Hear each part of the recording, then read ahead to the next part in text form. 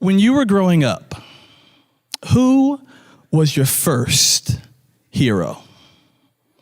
Now, for me, my first hero was someone that many of you have heard of before, someone very famous that I'm sure that's locked into your brain. And she goes by the name Mommy.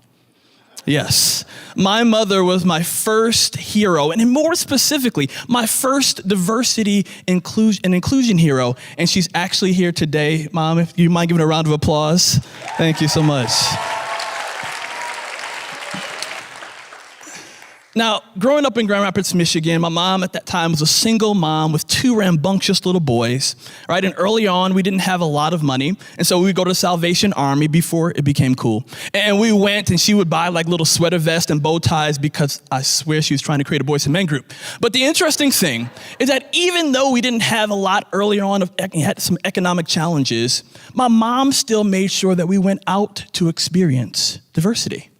So we went to Oktoberfest, we went to Polish festivals, Hispanic Heritage Month events, and a host of other events. But we didn't just go out to experience diversity. We actually also brought it into our home. And we had exchange students from France and Japan and from Brazil and 2 from Germany. And I remember asking, and as my mom, as I started working on my book, The Inclusive Mindset, and started asking Mom, where in the world did you get this perspective? See, my mom was one of the first Black female air traffic controllers in the Air Force. And she shared that there would be times when she was stationed in Japan for 2 years, that there were some soldiers in that same time frame, in that 2 years, that never left base. And she said, Justin, I never wanted you and your brother to grow up and never leave your home base, to experience the world and beauty around you.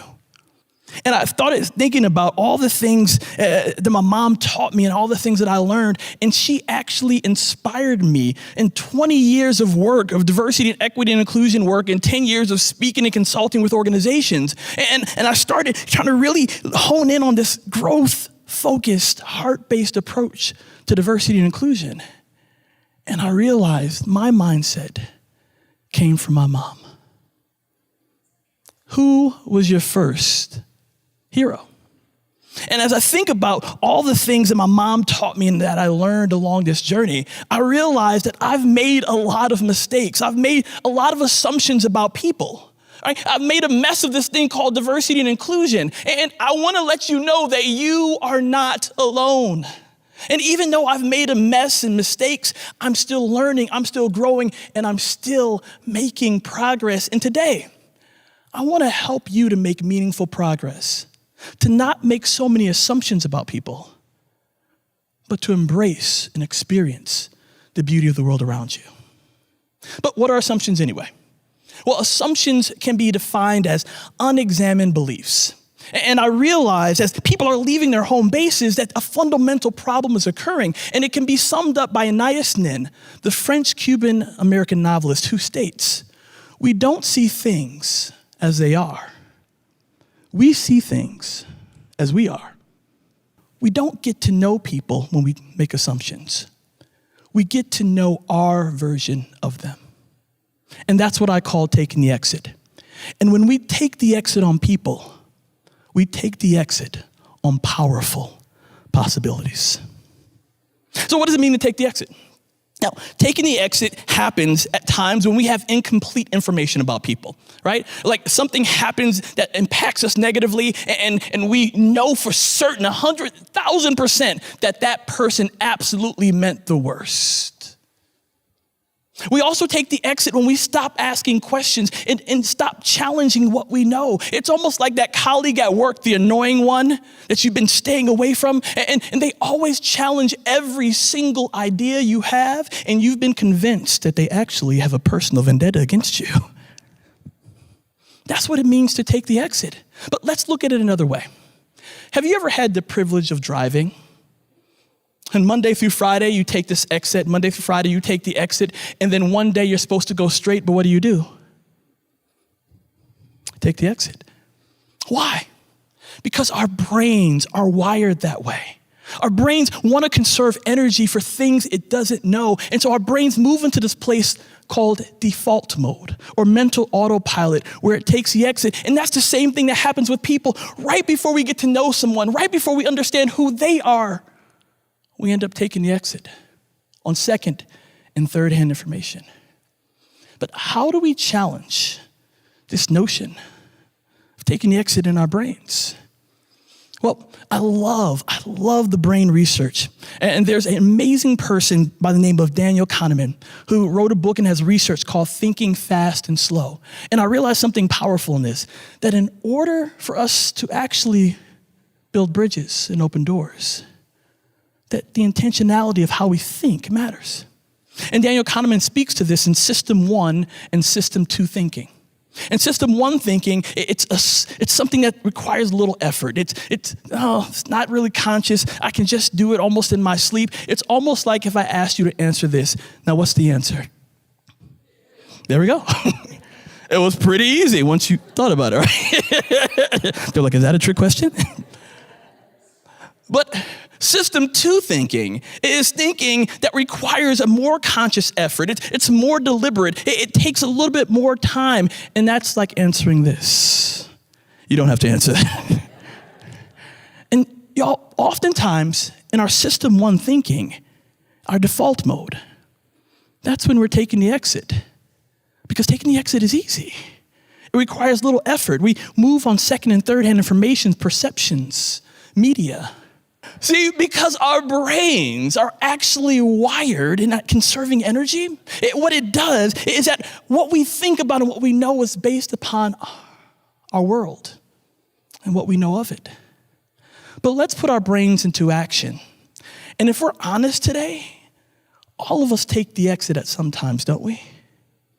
Now, there's some diversity and inclusion folks that would tell you only stuff that they've already gotten over.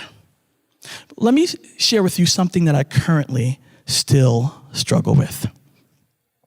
Anytime I see a black woman who's in a relationship with a white man, my automatic reaction is, oh, there's not enough good brothers for you?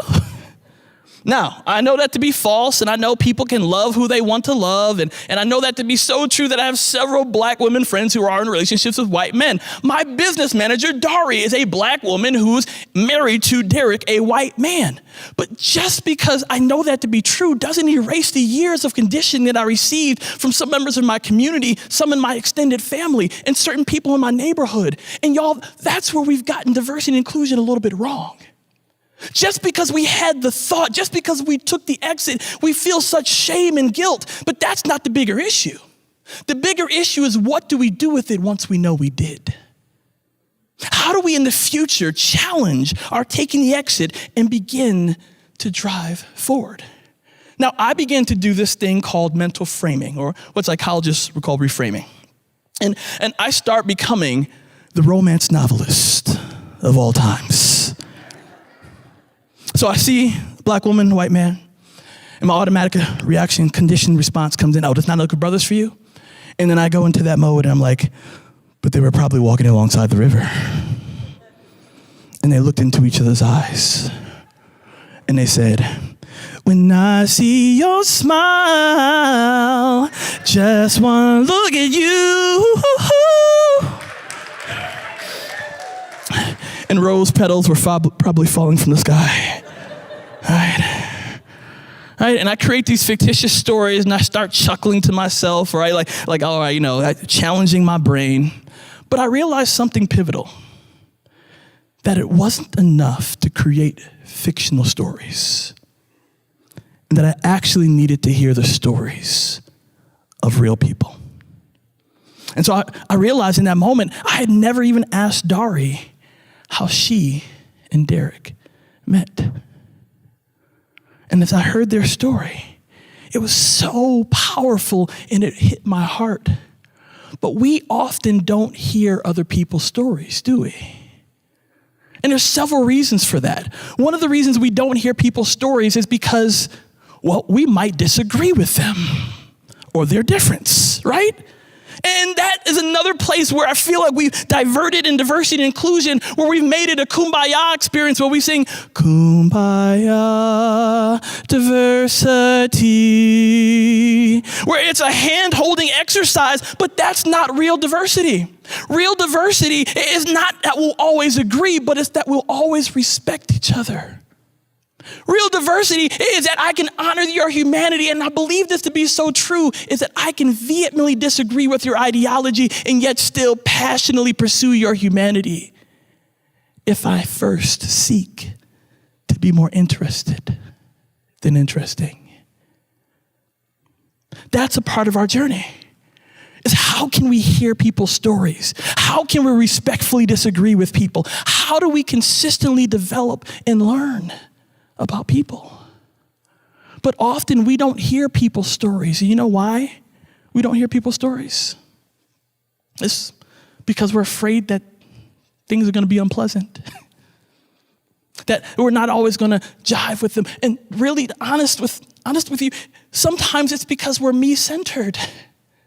Have you ever done that? Have you ever been talking with someone and you were thinking, person that you disagreed with, and you were thinking the entire time all of the ways that you will debunk every single viewpoint that they made, right? It's what I call double Dutch communication. Oh, you don't know what double Dutch is? Oh, let me explain. All right, so a single rope is like this. Double Dutch is two ropes like this. And somebody waiting to jump in like this. And then they finally jump in and they're like, that's double Dutch, all right?